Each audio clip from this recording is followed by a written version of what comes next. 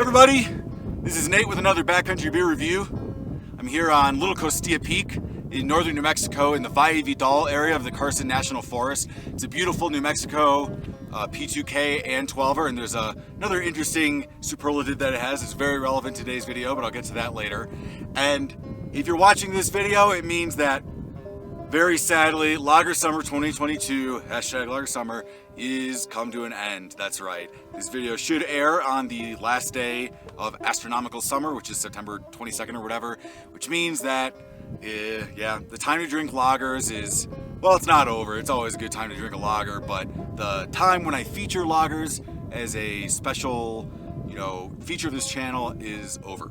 And one thing I like to do, well, what I did last year anyway, at the end of Lager Summer is to kind of highlight a lager style that is different. It's not the first thing that comes to mind when you're thinking about lagers. Usually you think of lagers, you're thinking pale or maybe even amber, you're thinking a summer beer, something on a cool day. But as is hopefully happening by now, the days are getting shorter, the weather is getting colder, the leaves are maybe changing colors, starting to maybe think about lighting a fire in the hearth, put a blanket on you're sitting on the couch being cozy, watching those Halloween movies.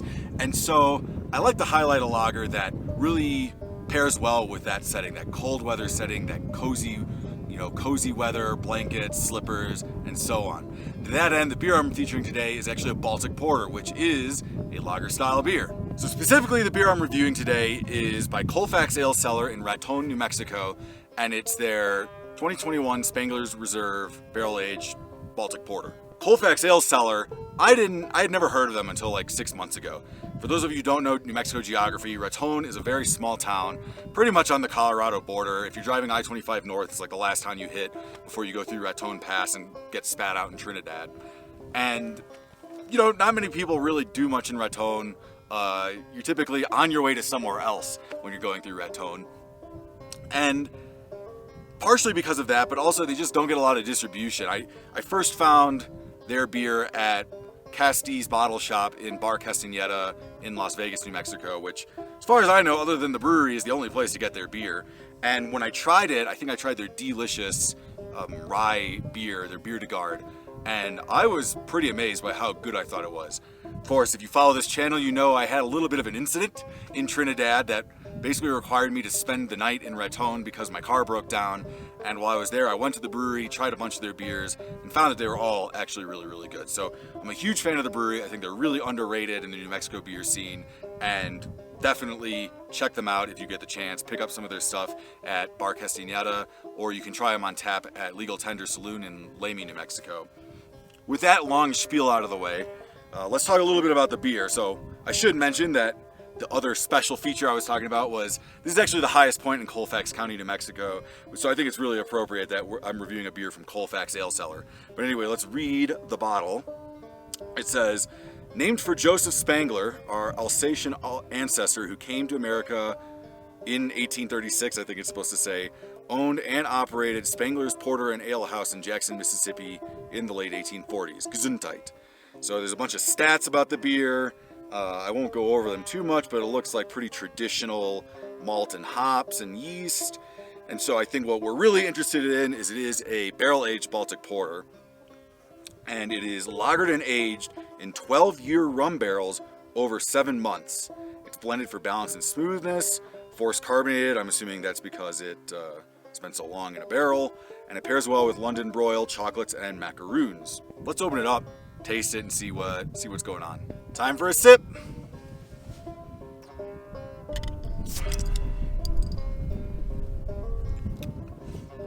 Yeah, right off the bat, this is one strange beer. I mean, it is very good, I'll say that.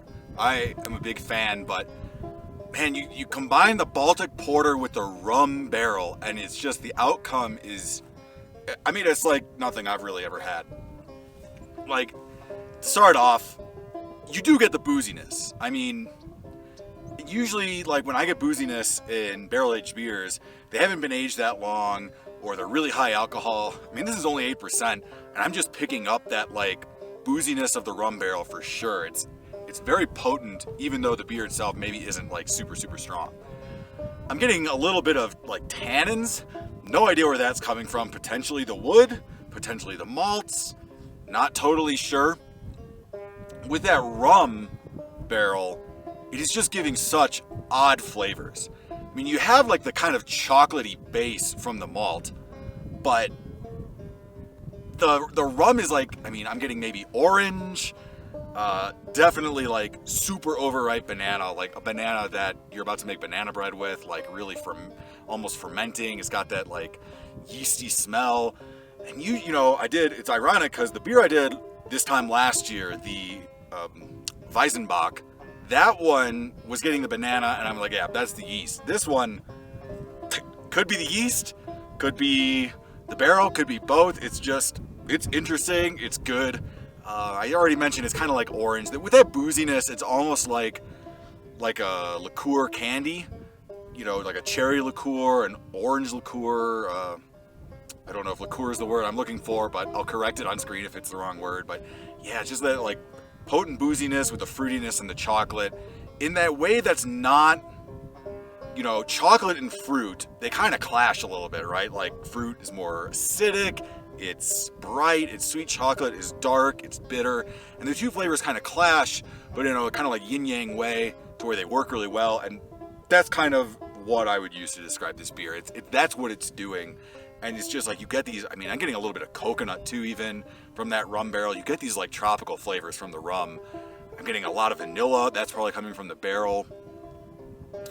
Going back to the tannin note, I get somewhere in there in like the middle third. I'm getting this like herbal kind of, it's almost reminiscent of a complex like Amaro or Fernet, like a bitters. It's just got that like botanical, herbaceous, almost like aniseed meets mint meets fennel, kind of like interesting botanical note, but it's very mild compared to everything else that's going on. The finish, super mellow, super warm. I mean, at the very end, you get this kind of like kiss of just like sharp tannic bitterness that lasts for like a split second, but otherwise it's warm, mellow, just like dark malty, chocolatey, those classic dark caramel notes. But yeah, a super fascinating beer. I'm glad that there's no sketchiness on the hike down, because I'm gonna drink all of this, and you know, it's an 8% beer. It's not like some barrel-aged beers, but it's a 22-ounce bottle or something. So I'm in for a treat. So thanks so much for joining me for Lager Summer. If you haven't seen the rest of the videos, please check them out. Hopefully you like them. It's mostly New Mexico beers, but I throw in a few, you know, national beers, global beers in the mix from time to time. And check out Colfax Ale Cellar.